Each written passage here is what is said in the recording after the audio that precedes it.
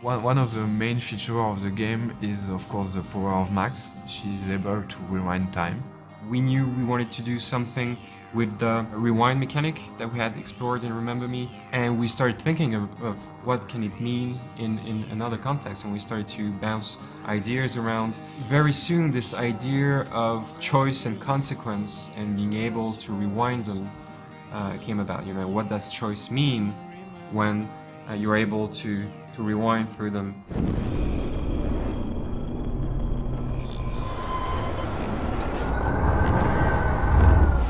We really wanted to have the player feel powerful also with this power, and to really feel that he can change the things and come back in time.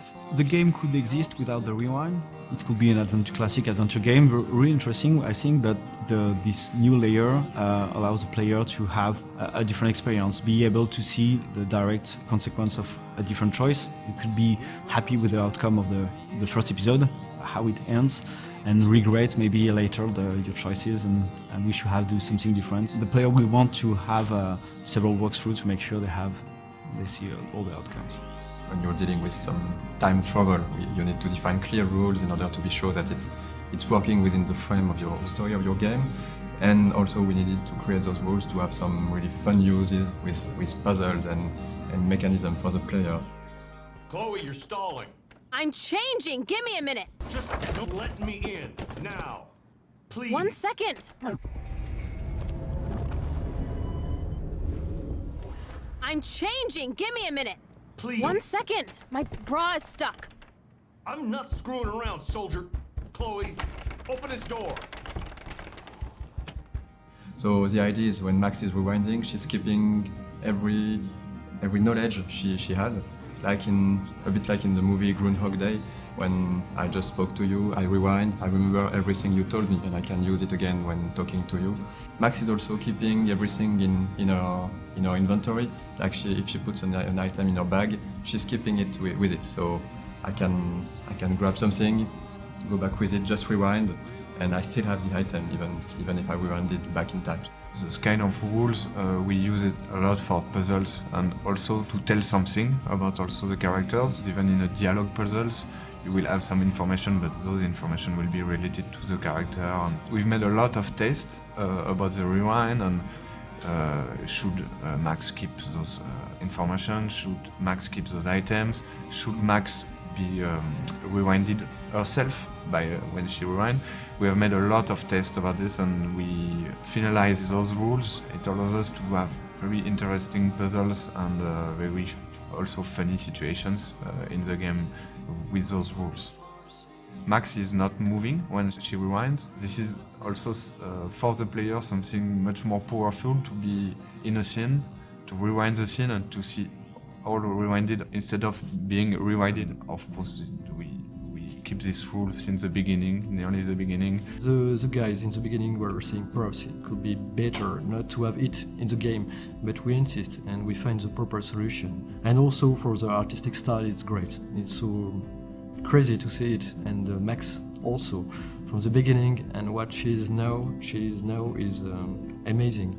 The work they have done is I'm just happy. Yeah, it was my little input and they have done something great, so it's magic.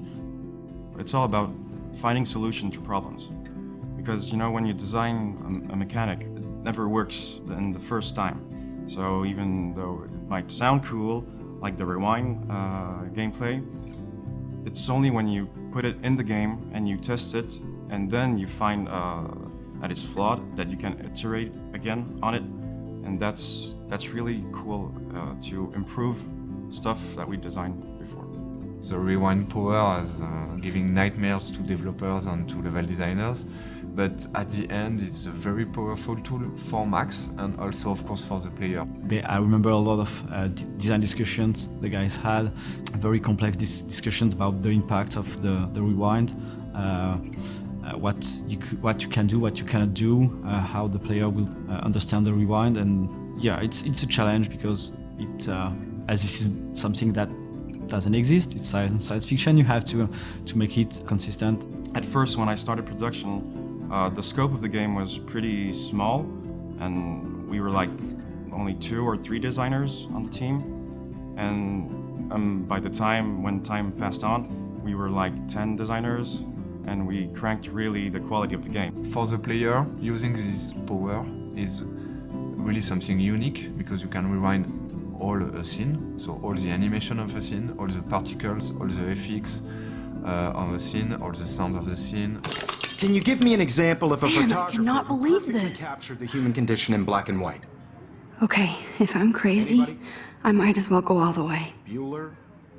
Can I actually reverse time? Since Max is a photographer and the visual of the game are linked to this photographic feeling and also nostalgic feeling, for the rewind effect we developed some new post processes and new visual effect looking like the film is burning when you reach the limit of your power, when Max is getting some headaches because she cannot rewind further in time, or when she's rewinding we have this double exposure feeling like two different times are overlapping or framing at the same moment. So we are using all those visual effects to give a nice feeling with the rewind, to really show the player that is going back in time and to be something quite rewarding and really cool to look at when you're rewinding. The camera burn effect is present, and there is an overlay of light leaks like in a broken camera, and it presents a twirl effect. As if the celluloid, the film, is twisted away before burning.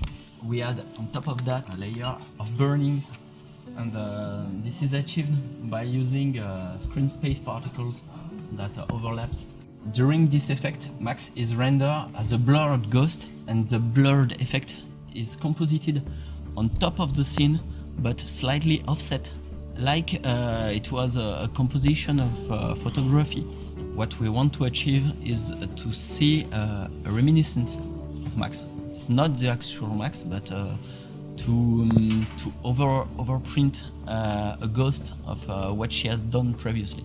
It's still a story of a character with a rewind power, so there is this story arc that is quite sci-fi, but there is also all those elements of real life that we wanted to deal with, and that's why the game is called Life is Strange. It's also something that's really important for us to talk about those real characters and real issues with that some of our players might have experienced themselves already. Seeing people play the game will be the best reward. We've made some playtests, we've seen people giving us their feedbacks, and as soon as you see someone doing a specific thing that's a part of the gameplay that's not mandatory, you see people explore, people enjoying small stuff, smiling, having fun. It's the best feeling you can have. Life is not always so easy. Life is strange, and so you have to grow.